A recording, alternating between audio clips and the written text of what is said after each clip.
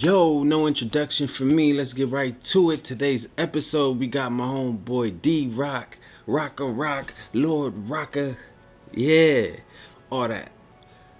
My homie Danny, Danny X from the Nation. Yeah, he was in the building. Actually, he was at the studio. I went to him and he blessed the platform with his presence, And yeah, man, we talked about a little bit of everything, man. Check it out.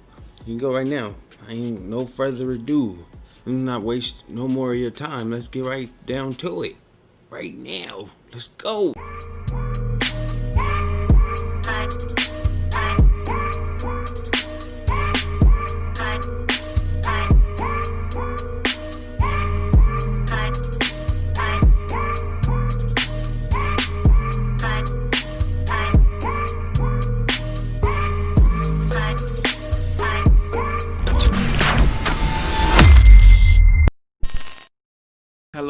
Hello world. My name is Lord Roka, and I'm from South Central Los Angeles.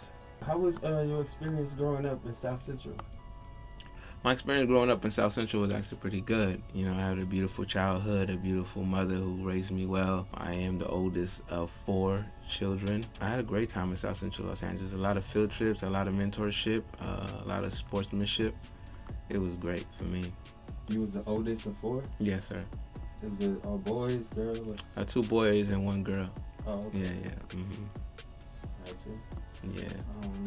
What elementary school did you go to? I went to Wadsworth Elementary School right there off of 41st Street and Wadsworth Avenue. Mm-hmm. Okay. And what kind of music was being played in your household, like as a child? Like, what was you listening to? What was your parents listening to? My parents are both from Honduras, so they both listen to punta music and salsa and reggae. My father is actually a bass player, so he was in a punta band himself.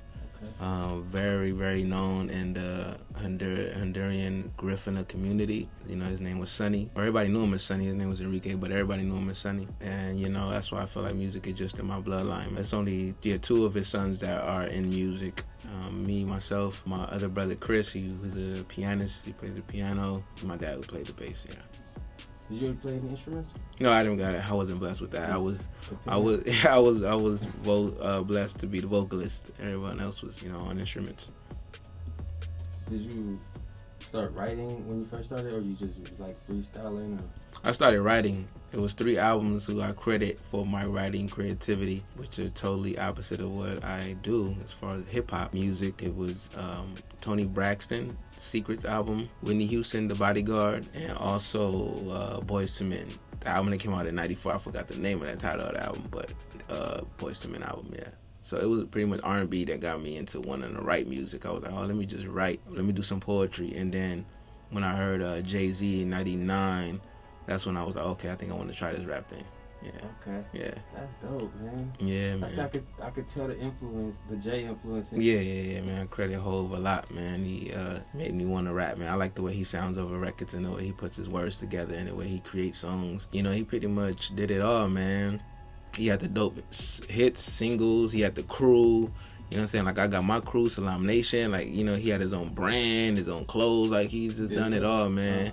Everything that I'm looking to do, he's done it. He's been there before, so yeah. Would you say he's your GOAT? It's between him and Nas, because as I got older and I got knowledge of self and I started reading, I loved the way Nas put that in his music, implementing that in his music. So when they would when that Jay-Z and Nas battle was going on, I would choose Jay-Z just off top. Oh, that's who inspired me. I don't care what Nas got to say. I don't think I even heard a Nas record before I was like, I don't care. This Jay-Z's going to win. But I knew of the battle. Yeah. And then I heard the diss records. I was like, I did like Nas Ether. I did. I was like, it's pretty good. But I'm riding with Hov, so. Yeah. Yeah. So the takeover, you say, is better than Ether? As I'm getting older, my mind is changing. I'll say this: Ether lyrically was dope. The beat I wasn't so fond of. Yeah, and then the takeover, that instrumental was crazy. You know what I'm saying? But then that second round, that got yourself a gun, And that other, what was that other one? No, Super Ugly was Jay-Z. Yeah. So, you know, I've been in conversation with a few people, you know, in the hip-hop community, and I've heard a lot of people say this, and I agree with it. They said, Nas won the battle, but Jay-Z won the war. Yeah. You know, so I stand on that. Yeah. I mean, he went on to become like, man. No, but hey, I just got a notification, bro. Like it was either yesterday or the day before that Nas. It said Nas' new album, right? It was an Apple Music notification. I seen that. And then I clicked it quick as hell. I was like surprised and excited, and I was like, yeah, hell yeah! Like I'm about to listen to this right now. Yeah, like, yeah. And then I clicked it, and it was just one track like that was highlighted, and the rest were like, oh, when it dropped, you know, like. Yeah. So I was like, dang. Like, yeah. I still get excited when Nas dope, drop. I love when Nas drop. I still listen to everything he puts out. He's one of those automatic listens. Man, I think he was on the Angie Martinez show, and they labeled him as, I don't know if it was CNN or what magazine labeled him as the best rapper to ever live. Word. And I was like, I'm not gonna argue with that. He is one of the dopest I've ever heard. Yeah, I wouldn't be you know what I'm saying? He's one of the dopest. That's still alive. Yeah, he's one of the dopest, man, and he's humble about it too. From what I receive from him, you know, he loves Pac, Big. He gives it up to those guys who came before him and were, you know, rapping along with him. It's just the content that he creates and the way he creates it is just like. Bar none. Like I haven't seen no one do that or top it. I know what hurt me was that I heard him say that right before Pac died that they had, you know, talked and like they was going to even work together, bro. Yeah. Like, yeah. I wish man. that would have came to fruition, you know, cause we needed that, bro. Right, most definitely. Blessed. Most definitely, man. Yeah, man. Unfortunately, Pac passed. And that's my goal. Yeah. Pac, of course. I think when you talk about GOAT, you got to remove Pac and Big. And then you can list who your GOAT is. Those are like gods of rap. Like, you know, they don't even belong on nobody's list. Like, you can go, I'm going to make a list and make Pac. Man, these are gods, man. Him, KR, just a few. Him, KR's one. Nas, Big, KR's one. I think they don't even, it's too great to be on anybody's list.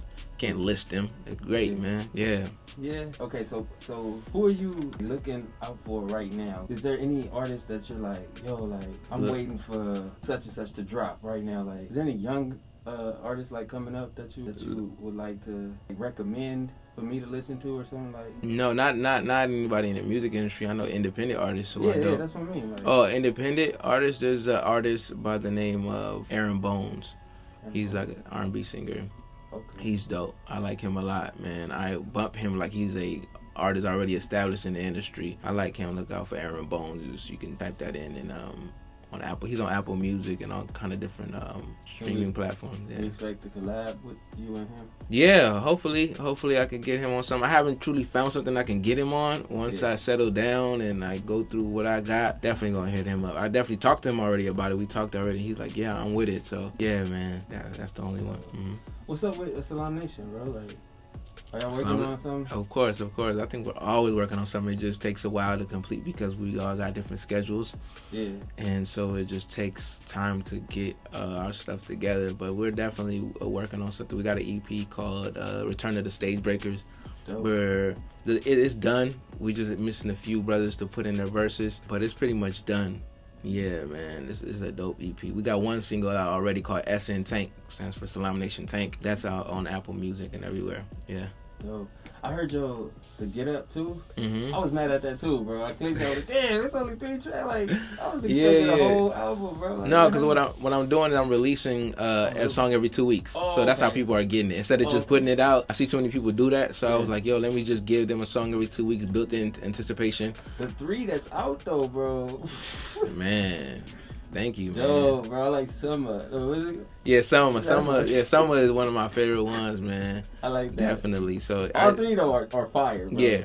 I get, like for real, like most definitely. Thank you, man. I appreciate it. Yeah. So there's some more fire on there, man. So look out for it every 2 weeks. There should be a record from the album coming out. What middle school did you go to? Not to go back. Yeah. Middle school. I went to a middle school in the city of Huntington Park. Okay. Huntington Park Baptist School was actually a Catholic school. Word. Yeah, I went there. Yeah. My mom was working in the city of Huntington Park at the time as a bank teller at Bank of America. So, she had some friends, or a friend who recommended the school, like, hey, you could take your children there, it's down the street. So convenient. Yeah, it's more convenient, Yeah. she would be close to us. Something happens, we can just go there, so. Okay. How was that? It was cool? It was cool. Yeah. I like the city of Huntington Park, man. Real low-key city on the east side of L.A. Not too many people know about it, and I think the best part that I loved about it was every Christmas they had a parade, and Bank of America had their own little, I don't know what you call those things that go through the parade. Yeah. I forgot what they call those, but their own little float. Yeah, and we would get on there. Okay. Right, and we would ride with my mom, and we would see, children we went to school with, and they'd be like, "Yo, that's Danny, that's Marsha, that's oh man." So we'd be like, "Yeah, we on, yeah, y'all ride with y'all, whoever y'all with, but we on the float, we part of the parade." So that was like the best thing, that I loved about being on that side of town. Yeah, I remember HP, we used to go to the movies there when it was like the bro, but cheap too. Yeah. That's another thing I loved about that city. My mom, when she would take us out to go eat or buy clothes, go to the movies, it would be on that block, Pacific Avenue. Right. That's where all the movie theaters were. That's where I seen the Flintstones at. I could tell you all the movies I seen there. Polly. All these movies my mom would take us to go see on that block, and I watched Selena there and word? Titanic. Yeah, man. My uncle used to take it. My cousins too used to take it. Yeah, man. So when I think it was like the soccer team won, and they went, and everybody went out there and flooded the streets like happy as hell, celebrating that they won the championship. Like, yeah, HP is like real Mexican too. Real, like, most definitely. Yeah, most definitely, man. Yeah. I heard they shut down those movie theaters. They closed they closed down them stores. So yeah, they were like the old, like the auditorium kind of. Yeah, the seating was crazy. I loved it there, man. I really did. It was definitely part of my childhood. What about high school, bro? Where'd you go to? I started off at Canoga Park High School in the Valley. I was trying to attend Jefferson High School. There were 2 packed, so they sent me to the Valley. That didn't work out too well. Too much drama over there. Word? Yeah, man. I was getting into rap battles and rap battle fights. You know what I'm saying? It's so crazy that school in the Valley. You would think, it's in the Valley. It's cool. It's away from the hood. It was even more hood, than I experienced in the hood. So, man, I would battle dudes just like almost every other week. And then one particular dude, like who I battled, things just went a little too far, man. And he said something I ain't like, and we end up, see me face to face. What's happening? And so we end up fighting, and it just got too crazy, man. So I told my mom I wanted to leave and just go somewhere near, because I was coming from South Central, 104th and like Broadway all the way to the Valley. So I said I just want to go to school somewhere near the house, and that school ended up being Locke High School. How was you commuting all the way out there though? Like on the Metro bus. I would catch 2 Metro buses to Jefferson High School, because if we would catch the bus in front of Jefferson, the yellow bus in front of Jefferson High, get on there and then ride over there to the Valley. So yeah, man. I think 2 years straight. After that, you went to Locke? Yeah, after that I went to Locke. I was 04. 04, yeah. It was junior year? No, that was actually my sophomore year. Oh, sophomore. Yeah, my sophomore year I went there, and I remember my mom was checking me inside Locke High School, and there was a dude who had just got into a fight. He had his eye busted. Yeah? Yeah. And she's checking me in, and she's like, looking at this like, yo, is this the school you want to go to? Are you sure? And I'm like, yeah, like it's cool, like, you know what I'm saying? But I wasn't sure. I was like, damn, I don't know if this is the school I want to go to. But it ended up being beautiful, man. My experience there was beautiful. I never got into a fight there. Never had a rap battle there. Oh, I did, but it was whack. It didn't go its full rounds, because it was like 3 dudes versus, it was like a 3-on-3. Okay. But it was cool, man. That's where I met, I ended up finding out my cousin went there. My cousin Vindy, he went to Locke High School. He was on the baseball team. That's how I met you and everybody else, man. I just met great friends, great people who I'm still in communication with today. I went to school with Brandon the Cannon Adams, the boxer, my great friend. He went to school there with me, so yeah, man, I had a wonderful experience there. I remember you came out to try out for the baseball team. You didn't really last too long. You're like, man, I'm gonna stick to rap. Yeah, because I tried to do it because my cousin was on the team, and he would. I like how he would. When you guys had away games, you guys would leave class early. I would hang out in the dugout instead of being in math class. So I just would be around y'all so much. So I just be like, man, I might as well just try out for the team, and then I could leave class early. Right. You know, but that didn't work out for me. So I was just like, let me just go back to rap. Did you play any other sports while you were there, or any extracurricular activities? Nah. I tried out for the basketball team. I came to one tryout actually, and man, everybody was just so much taller than me, bro. Yeah. And I was just like, man, there's no way that I'm gonna make this team, man. And then it was so crazy is that, you know, I wouldn't want no other young brother to do that, what I did. I think I gave up on myself. I looked at that and was like, nah, this ain't gonna work. Instead of trying, just getting on the court and trying. Because I was nice, but I was just like, I don't. You were second guessing yourself. Yeah, second guessing myself. When I was coming up as a young boy from, let's just say from 9 to about 13, when I would join the basketball teams, I didn't have a bunch of competition. It wasn't a bunch of dudes trying to go out for the same position I was going for. So when it came to me, you know, trying to get on the team, it was easy. I didn't have that much competition, and I would make every team. Of course, you know, high school ball is different. You got all these kind of guys going out for these positions. Everybody's trying to play. Everybody's trying to be somebody. And I think that's what I was unwilling to face, is the competition. Too many guys. I'm already short, so I gotta stand out. Right. Not saying that it's not possible. I gave up on myself. I was just like, I didn't want to put myself through that. So I was just like, man, I'm just a rap, man. Forget it. You know what I'm saying? It's easier to get in. You know what I'm saying? And plus, when you like short like I am, dudes already coming down and you like, oh, him? I heard a lot of that. Oh, him? Oh, man, this is nothing. We're gonna blow by him. It's easy. So I was like, nah, I'm not even gonna put myself on the spot like that. But I still love the game. In 2009, I went back to coaching. I started coaching at this park league, which I played in called Bethune Park on 61st and Hooper. And man, I won my first championship there. Yeah, man, coaching young boys who went to Locke High School, young boys who didn't make the basketball team. Okay. So I'm gonna take them. Yeah. You know what I'm saying? Those who didn't make it, or those who was having trouble, you know, at home or in the street, I'm gonna take them, coach them, mentor them, and I'm gonna have them under my wing. I don't know any program that does that. That takes the young dudes who don't make the team and does something with them. Most of those dudes who, when they don't make the team, or they're having grade problems, like they're good, but they don't have the grades. Yeah. You know what I'm saying? So they just throw them away. I'm like, nah, give them to me. I'll work with them until they can go back and try out for the basketball team again. You know what I'm saying? I'll take them and help them out until they can go back and try out for the team again. And that was my goal. And man, I won my first championship the first year as a coach, and I was like, wow, I still want to coach to this day. I love basketball. I still want to coach it. And I believe that one of the young boys who I coach went to college in Florida. He's playing college ball in Florida.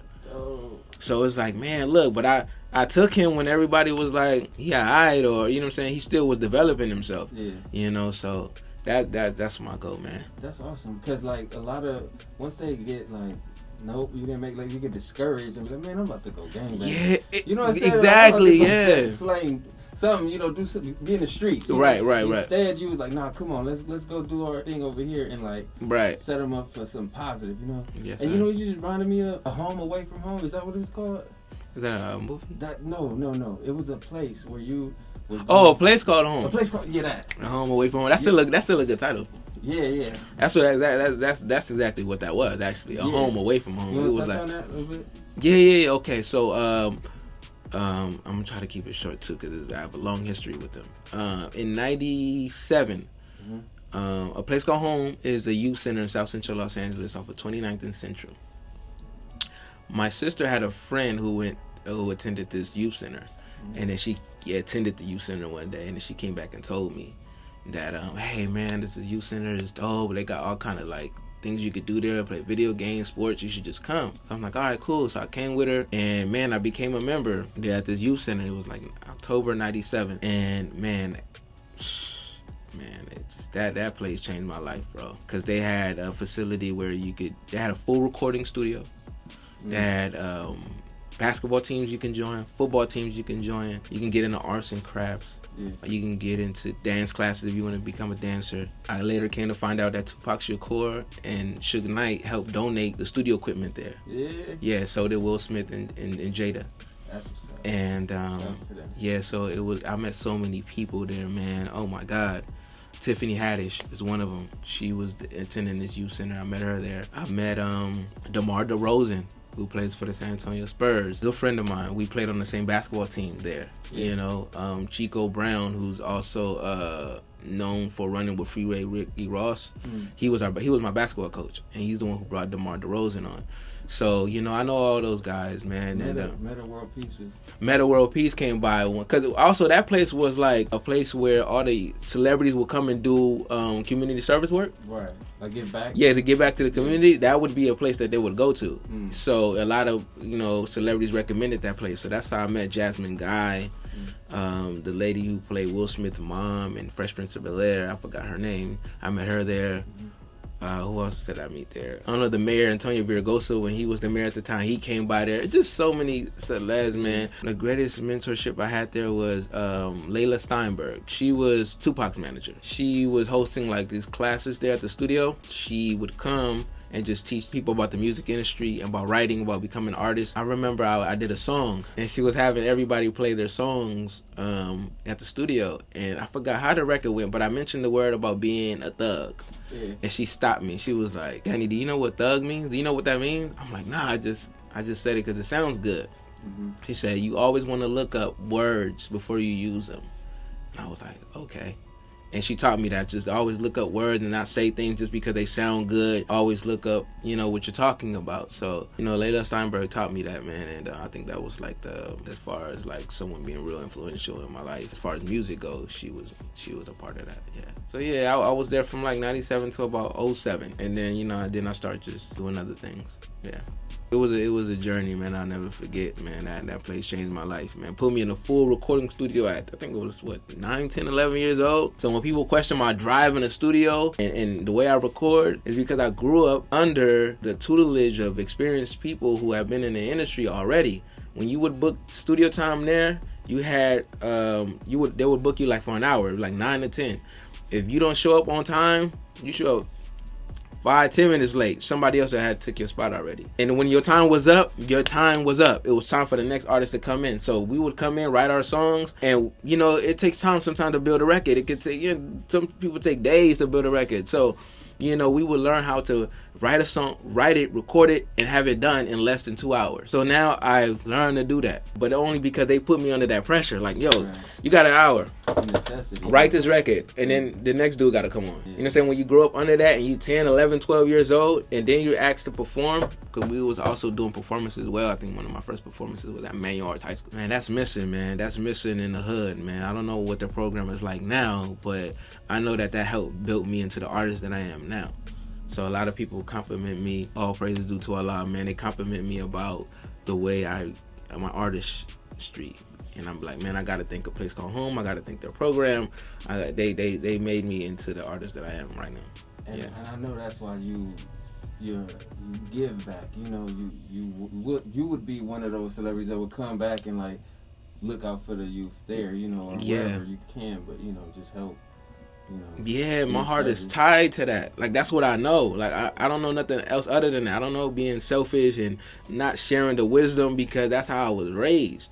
You know? Yeah, man, that was a heaven, man. I was having a conversation with somebody recently, and we were talking about where they grew up at, and they were telling me, oh man, I grew up on 87th and Hoover. And I'm like, okay, I know you guys weren't, or to have a place like a Boys and Girls Club or a place called home to kind of rear you and show you the way. I had a lot of mentorship, man, and a lot of these young brothers and sisters, they lack that in the hood. They don't have that. That's why they turn to drugs, prostitution, violence, because they don't have that second home. Like, let me get you into things. Let me help you to read. Because also, there was like a GED program there. So if you didn't have your high school diploma, you can go there and they could teach you how to write a resume, how to, you know, learn how to read, write, do math. We had everything there, bro.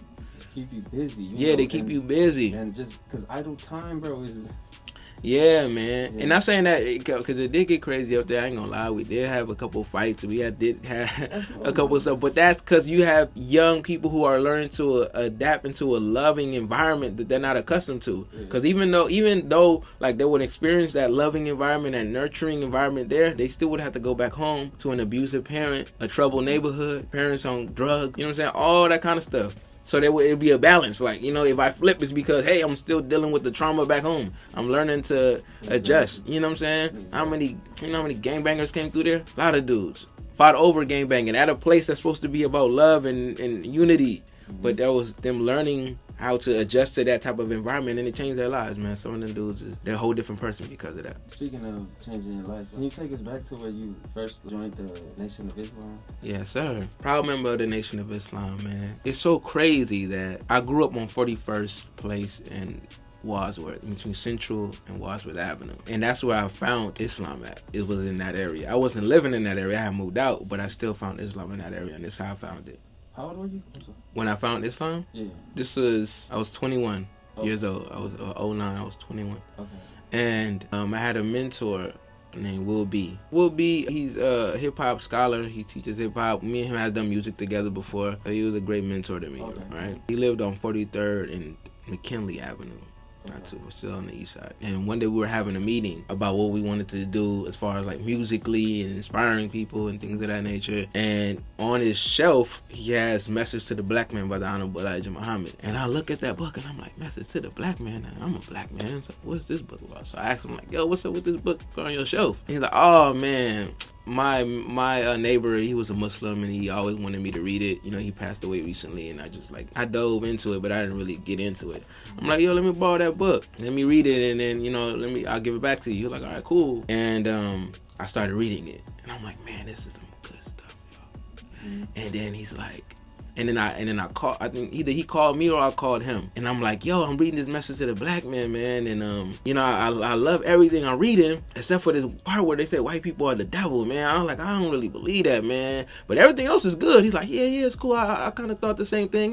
I'm like, all right, cool. I'm almost done. I'm going to get it back to you. So I have heard of Malcolm X. And I knew that people with the last name X meant that they were in the Nation of Islam. So I go on Facebook and I'm looking for someone with the last name X. And I see a sister by the name of Morgan X. And I'm like, okay, she could be in the Nation of Islam. Let me just see what's going on. So I sent her a message like, hey, I'm reading this book called Message to the Black Man and I'm trying to see if there's a mosque somewhere I can come and just learn more. And she's like, she responds and she's like, yeah, I'm a Muslim. I'm in the Nation of Islam. I'm not in LA. I have a cousin who's in LA. His name is Kareem. I'm gonna have him hit you up and then he can invite you out to the mosque in LA. I'm like, all right, cool. Kareem hits me up. This is like September 2009. And he's like, yo, come down to the mosque. We're on 54th and Crenshaw. And I'm like, all right, cool. And I don't come.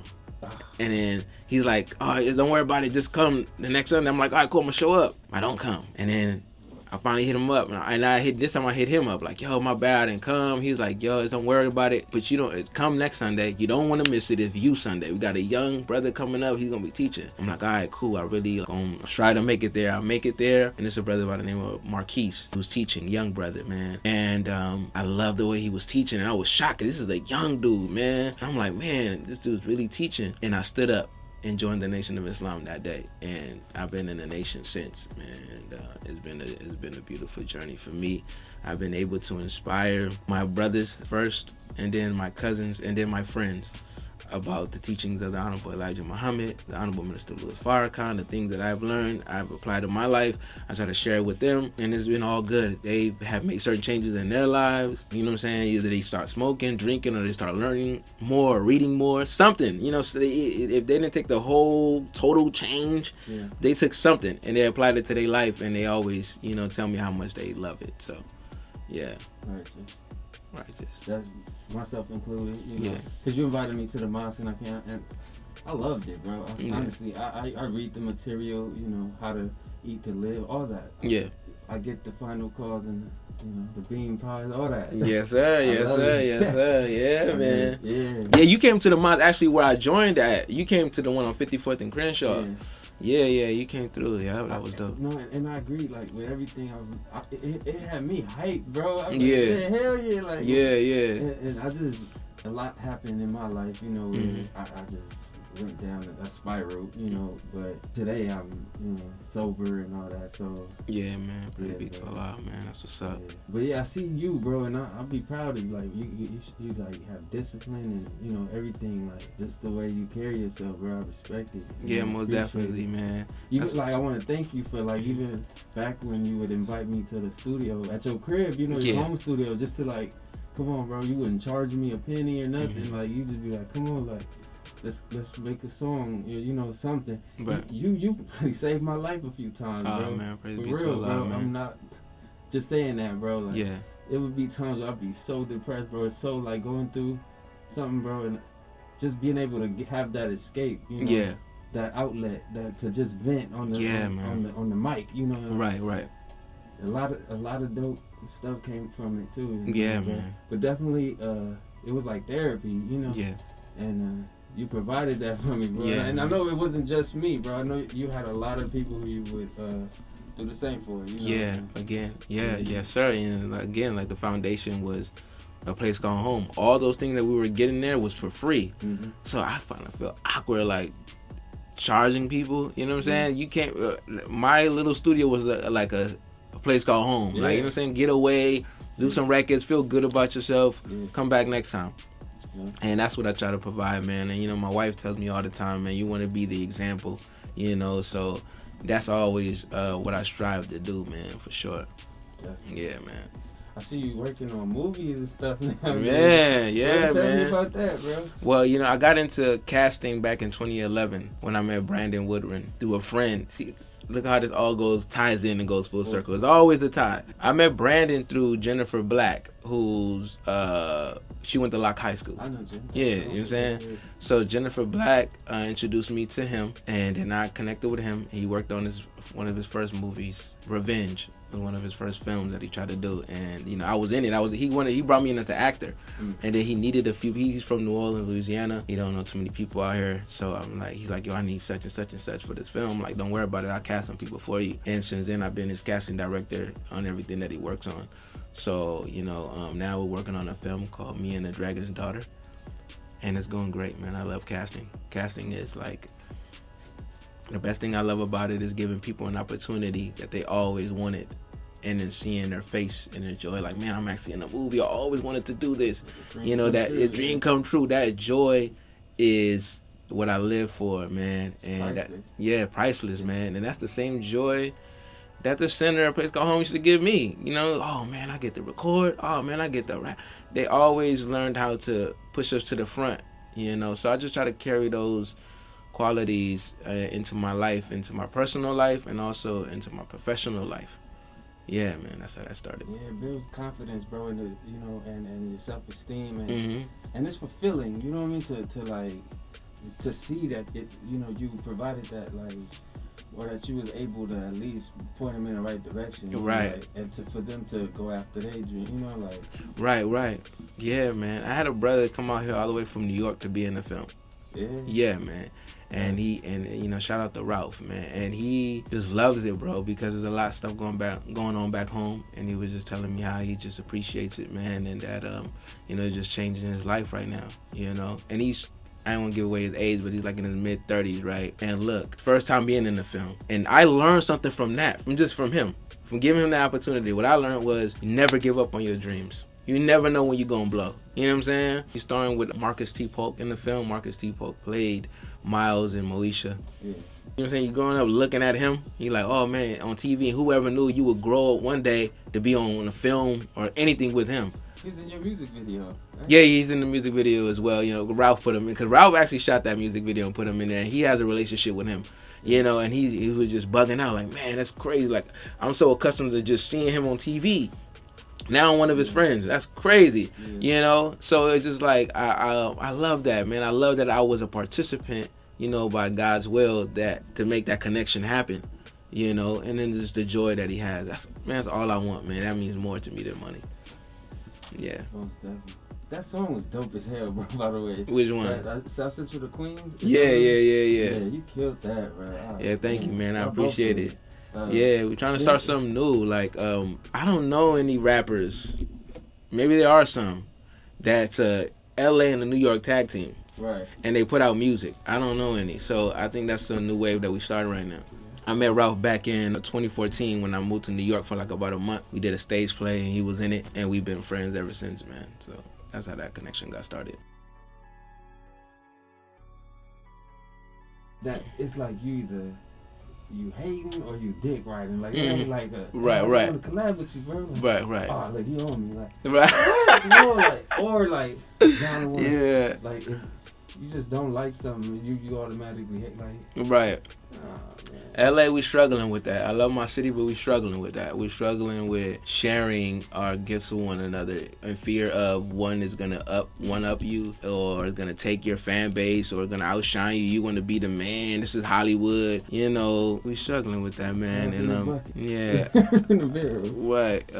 So Atlanta has been a great example. The South has been a great example of how unity should work musically. So hopefully we learn from them. I think we slowly learning. What I love is that we're doing that with one another first, instead of going, oh well, let me take that back, because artists have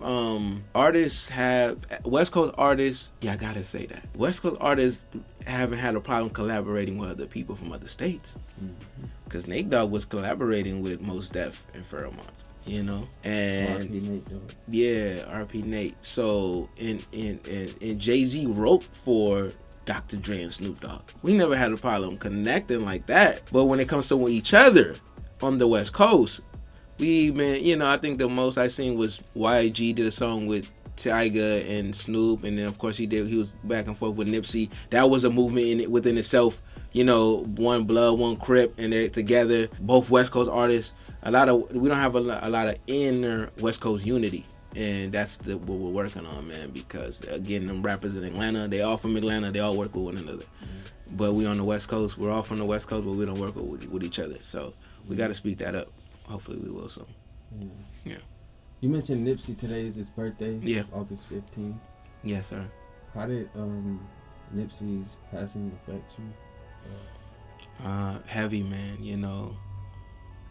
He's from South Central Los Angeles, man. My city, our city. What's so crazy was, you know, I can't sit up here and lie and be like, I listened to everything he put out. And I didn't really get a chance to know him until he passed. Because he was so connected to home, I thought I had enough time to do that. I thought I'll catch up to him. I'll meet, because I did meet him. One day I was coming from the mosque, which was on Crenshaw at the time, and I was with my little brother. He was at the Shell's gas station on Slauson and Crenshaw. And I'm like, yo, there's Nipsey in there. And I told my little brother, you want to go meet him? He was like, yeah. So we went across the street, shook his hand. I'm like, man, I'm Danny X. I'm in the Nation of Islam. He's like, all right, cool.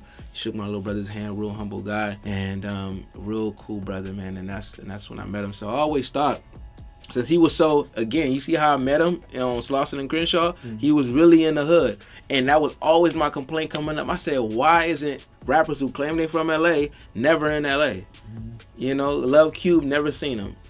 Love Corrupt, never seen him. So I always be like, man, when these LA rappers gonna be in LA, build something in LA, be in LA, be reachable, you know, build something we can benefit from. Nipsey did that. And I think Nipsey was from that era that felt the same way.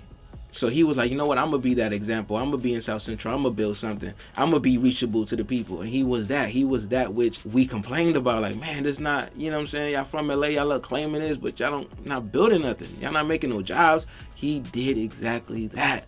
So that's why I loved him for that, man. And I learned something in that. I learned that, you know, you never know when somebody's going to go. So whenever you have a chance to reach out or you know, work with somebody, do it, man. Do it, because you never know, man.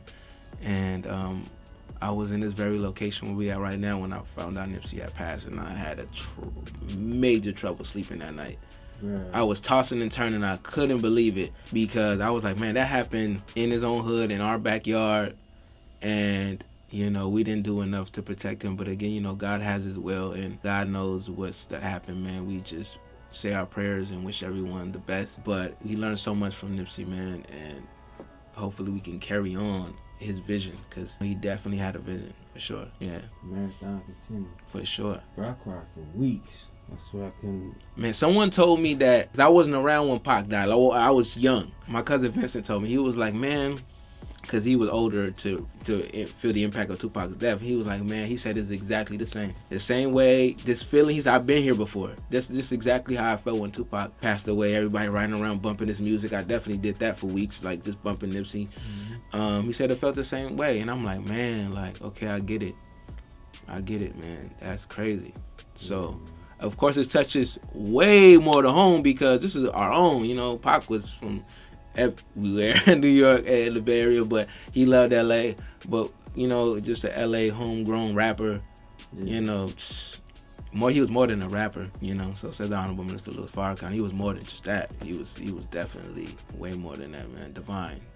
He was a divine brother, man. He was sent here for a mission and a purpose, man. So, yeah, man, R.I.P. to Nipsey.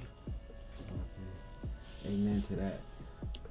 You want to talk about your first record deal? Yeah. First record deal. My first record deal was to Hood for Life Records / Universal. We had a distribution deal with Universal. This was in 2004. My god brother V-Tech brought me over to Universal. Brought me over to Hood for Life Records. He was with them first, and he brought me over. Man, he's still dope, man. Yeah. And he was my mentor coming up, man. I try to emulate him to like the full capacity.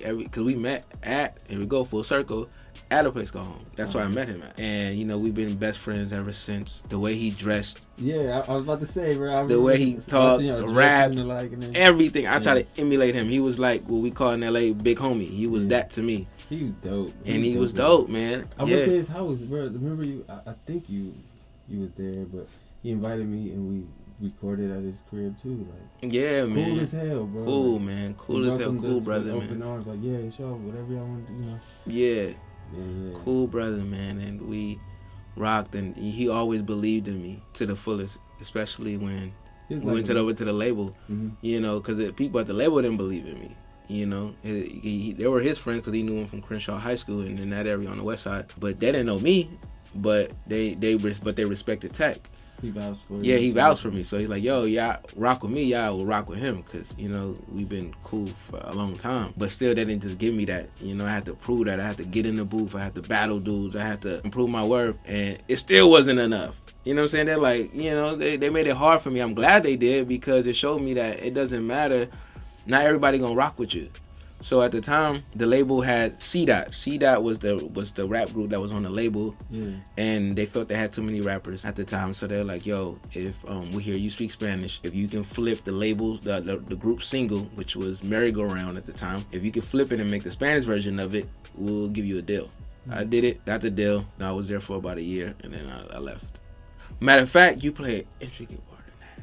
I think, weren't you coming to the studio with me on Lancashire? We were trying to do the reggaeton album. Yeah. So we was there trying to do the reggaeton album. Cause they're like, yo, that was my next mission. They're like, yo, we're going to put out a reggaeton album with you. You know, and they're like, okay, cool. And then they just start, one of the group members went to jail. So that slowed a whole lot of stuff. They couldn't do shows. They couldn't go on tour. So, of course, that's when they decided to focus on me. But I don't know. I don't know if they got discouraged because their first plan A wasn't moving. So plan B was like, you know, whatever. If it works out, it works out. And I'm like, yo, I'm leaving school early. I'm coming way out here. I'm bringing people. Y'all don't want to help me finish this album. Give me the hours I need. Excuse me. Put some money in my pocket. I'm going back to school, man, to go get my high school diploma. So I left. Yeah, I left, man. Just started focusing on that. And then that's when I went independent again. I wasn't with the label. And I met Chris Warrior, full circle again. Chris Warrior was an engineer now, the new engineer at a place called Home. And I met him, and he's like, y'all start. I was still on the label. I met him, I guess, when I was still on the label. When I was showing him posters, and he's like, oh, they got it. Okay, that's dope. And I was telling him who I am. Like, because I had stopped going there for a while because I was with Hood for Life Records. And I came back and I'm like, yeah, you know, I grew up here and, you know, I still rap. And he's like, dope. So I met him prior to me leaving the label. When I came back, I seen him. I was like, yo, I left the label, man. I'm just trying to do my own thing. And I'm like, yo, and I told him about helping me build a mixtape put a mixtape together. He's like, yeah, I'll help you. So I started recording some of the songs there at a place called Home and some at his home studio. Another brother that changed my life. He let me go into his, you see why I am the way I am? He let me go into his home studio and let me record for free. Didn't charge me. Let me do two mixtapes there. So, and it was the True Inspiration Part 1 and True Inspiration Part 2, 06 and 07. And man, that helped build the confidence in me because remember, Hood for Life Records made me, you're going to be a Spanish rapper. That's all we need you for. That's all you're good for. And Chris Warrior made me feel like, nah, man, spit your bars, man, spit what you got, man, do your thing. And he believed in me, and he let me do my thing. So, man, I thank God for him, for sure. Yeah, and that's another example of how you know, invited me, bro, to come to the, like, yo, let's do this. Yeah, have you ever been to a place called Home Studios? Did I invite you there? I think I invite you to all the studios that I possibly could know or been to. Yeah. Yeah, man. So you're not like you know, trying to, I got this opportunity. I ain't gonna, like, nah, you know, you like, yo, like, we doing this reggaeton thing. You wanna come hop on? Like, hell yeah, let's do this. Yeah, real talk. Yeah, man. Yeah, man. So you're not selfish, is what I'm right, saying. exactly, man. So exactly. so crazy now that I think about it. You've been through damn near my life journey, man. You know a lot, man. That's what's up. Your evolutionary gift. Yeah, man. You was on the album too, huh? Yeah, well. My Evolutionary Gift was like my first full complete album that I did. I was on the title track, bro. Yeah. With like how many was it? 7? I think like six or seven. Okay. The other dudes, yeah, you know what I'm saying? Yep. That's so dope. To this day, I be listening to it like, yeah, this is hard. Yeah, man. Shout out to Chris Lighty, man. My producer in Pennsylvania. He produced pretty much all the beats on that album. Another producer that believed in me. Didn't charge me for the beats. He's like, I love the way you rap. I got a bunch of beats. Get on them. We'll work everything out later. So, yeah, man. A bunch of engineers, producers who believed in me, and that's why I'm here now.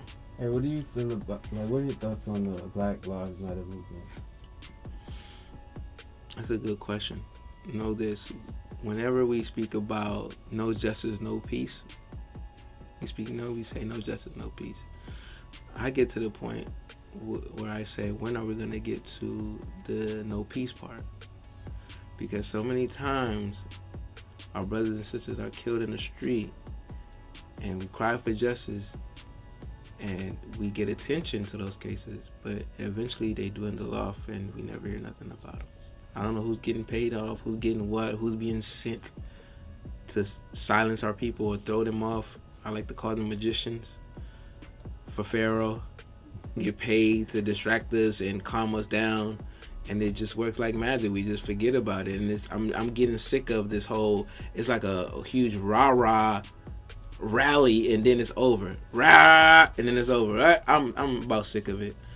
You know, I'm not even sure we have even owned Black Lives Matter as a people, Black and brown people. Even the title. I was talking with my wife, and she was sharing with me that we don't even own that. Right. Yeah, the Black Lives Matter, actually the BLM, you know, so that's even trademarked, and now our enemy owns it. Copyrighting it. So we like Black Lives Matter, we rocking it, but not knowing we're helping someone else make money. You know, man, I don't like this. I don't want to spill no ill facts or facts I'm not too sure of, but let me tell you about something I heard.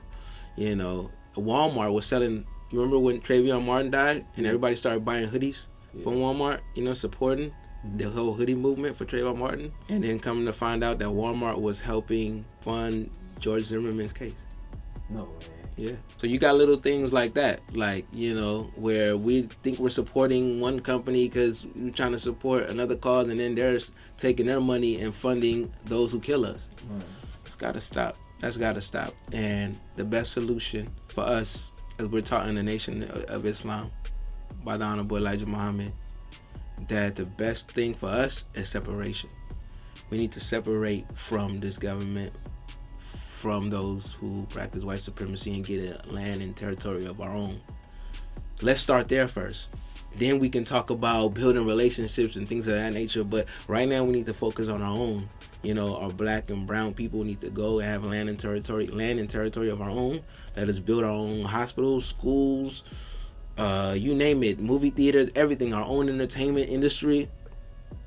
And then we can talk about our relationship with our oppressors. There's so many names: oppressors, open enemy, all of that. So then we can talk about that. But first, my stance is land of our own, separation, and then we can talk about that. And I think Black Lives Matter should focus on that.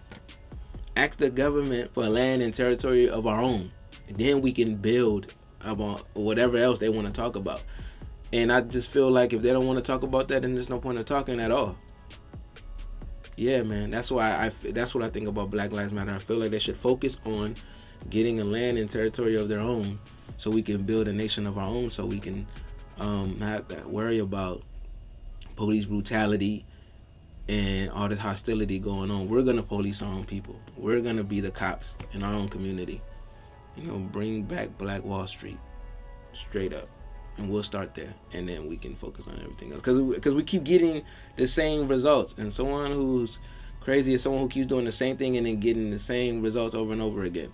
That's the only change, man. So and expecting it. and expecting the same results. So yeah, man, that's where I'm at with it.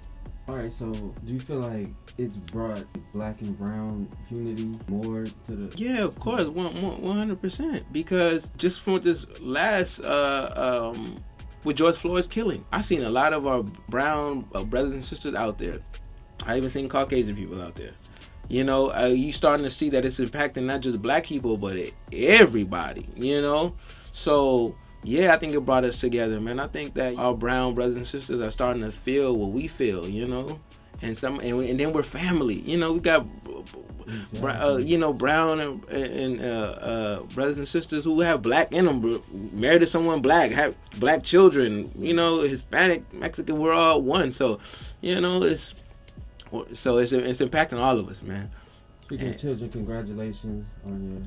Thank you, man. Thank you. Shout out to my wife, Takia Muhammad. You know, we're expecting our first son, and it's a blessing. Yes, for sure. For sure. Definitely a blessing. Yes, sir. I'm happy for you. Yeah, man. For both of y'all. And congrats. Thank you, for sure. So,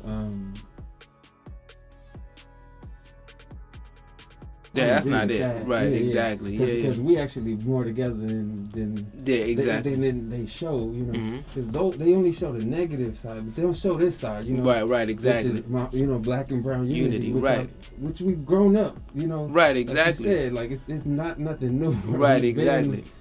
Family and 100%, friends. bro. But so I just wanted to shed light on that, you know. So that's pretty much what my channel is about, is black and brown unity. Yes, most definitely. So we need that, bro, and I appreciate you for that, because that's needed. You know, like you said, that's not talked about enough, and it's a whole lot of that's in the back that needs to be brought to the front. So yeah, man, how can we hate our brown brothers and sisters, man? We grew up with y'all, man. We grew up to Selena bumping the next next door, you know what I'm saying? The elote man coming through. Man, please, man. We love, everybody love tacos. Come on, we grew up in Hispanic culture and black and vice versa. It's you know what I'm mutual, saying? Bro. It's mutual, you know. Y'all music, you know, black music and everything, food, right, food, all that. So it's all intertwined into one, man. And that's why that talk is silly, you know. Yeah, bro, and it triggered me enough to be like, you know what, man? Nah, silence is violence. Bro. Right.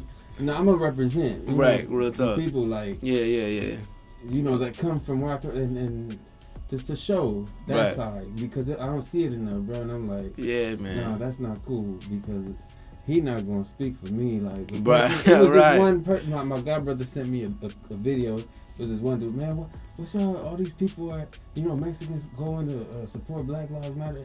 Y'all look stupid. Like they didn't do it for us. Blah, blah. All this nonsense, bro. And then like talking about, you see they beating up on our street vendors and all. I'm like, that's, bruh. Right. And they try to bunch the whole race together. Like, see that they're all like. Come on, bro. That's ignorant. It's straight ignorant, bro. Yeah, so I'm like, straight ignorant. Nah, we gonna yeah, do man. Right. People do ignorant things, man. And trust me, there's black brothers and sisters who would deal with somebody in the black community who did that to the elote man or the man with the ice or the vendor man. You know what I'm saying? I love getting my fruit cups from the corner. You know what I'm saying? If I seen you trying to rob him, I'll stand up and do something about that. You're not about to do that in front of me. Right. You crazy? Like this, the man who keeps me fed, like, you know, so it's like, nah, you know, there's a lot of us who think like that. So, you know, some people are ignorant and they do ignorant things, and trust me, they always end up paying the price for it. So, yeah, you can't take one person's actions and bundle them up and say all black people are like that or all Mexican people are like that. Nah, that's not right. Not even the truth. Yeah, that's why social media is we using it to our benefit. You see how these like videos of like racist people, like they're getting exposed, you know, like, look, this is some people getting fired and all that, you know, because it ain't cool. Like, you know, you're not gonna get away. People feel, you know, like untouchable, or like they ain't gonna have no. That's what Trump do. I feel like he gave them racist people like courage or something, like oh yeah, we gonna. But I like that, you know, that whole term, the Karens and stuff, like, they not people.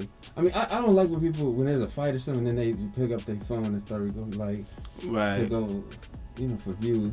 Like, why not help the person, whatever, you know, but as far as that, though, like the other, where people are being like that, and Yeah, like definitely do that. Expose them, you know, like. Right, exactly. Yeah. So that's dope. Are you voting, bro? Nah, man, I don't believe in the voting system, man. No.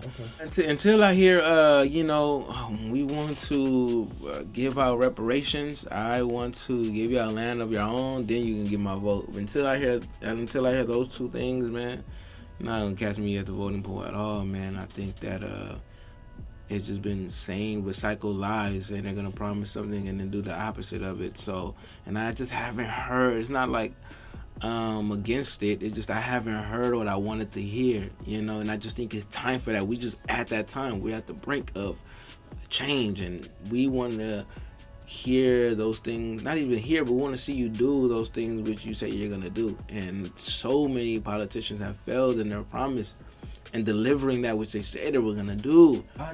So yeah, I agree. I don't fuck with politics. Like the government, all that shit is to me, it's all lies, bro. Right. I don't believe shit they say, but I'm a just as long as I can get one vote towards getting Trump the fuck out of here, I'll vote. Even if I don't agree with the other, you picking the lesser two evils. Right. So, but I really don't. Yeah. I don't like Trump is a open, like a racist. Yes. And bigot, Right. Fascist, all that, and I just be like, fuck him. Like, right, exactly. He's not. You know what I mean? Yeah, he's not helping. I get that too. Like I totally understand that. The only thing I can say that I like about Trump is that I like that he's like that in front of my face and he's not hiding it. I love that you show me that you're a racist and you don't like me. Please let me know. Like, don't hide it and be like, pretend like you're my friend, and then behind my back do something. That's why I believe Joe Biden is that type of presidential candidate. But people, again, hate Trump so much, they just want to see him out of there. Yeah. So I understand that part as well. But that's the only thing I would like. I can say I even like about Trump is that he's honest. Yeah. And I'd rather know that I'm dealing with what you're dealing with up front than you doing it behind my back. Right. And I agree. So other than that, he's not stopping nothing though. None of those two presidents are stopping anything. I believe that the unity between the black and brown is intensifying, or is rising. Yeah. And we're going to be in the land and territory of our own very, very soon. And I believe Mexico is going to get California back. Totally in, belief of that. So, I'm not even worried about it. What can you give me, a time frame, bro, of, when do you think we can, like you said, what you were talking about, where, get our own shit, and, separate from this fucking... Well, it's not really based on the time frame to me. I think it's based on the mentality. It's when we decide as a unit to want to do it, to want to change, and it starts out by buying land. Let's first get our money and buy land. We the black community is bringing in trillions of dollars a year, and we're not keeping probably not even a third of it. So we got to learn how to invest and buy land and learn the operations of trade and commerce with Mexico, with Africa, with Asia. We need to learn how to buy land and get into trading and commerce and things of that nature, and transportation, sea transportation. I think once we decide to be we're going to do it on our own, we're not going to beg for nobody to give us this, that's when that change will come. So we have Mexico, who's right here. Let's set up a business. Let's set up a business and operate it and use the products that are coming out of Mexico and sell it to our people and set up our shops. And I believe that our brothers and sisters in Mexico could help us do that. If we just learn to come rightfully, respectfully, clean ourselves up, because we can't be, ignorant and foolish and ask for that type of help. I wouldn't want to help nobody like that. So when we learn to civilize ourselves, clean ourselves up, and want to do business right, then we're going to get the help from those who we need to get it from.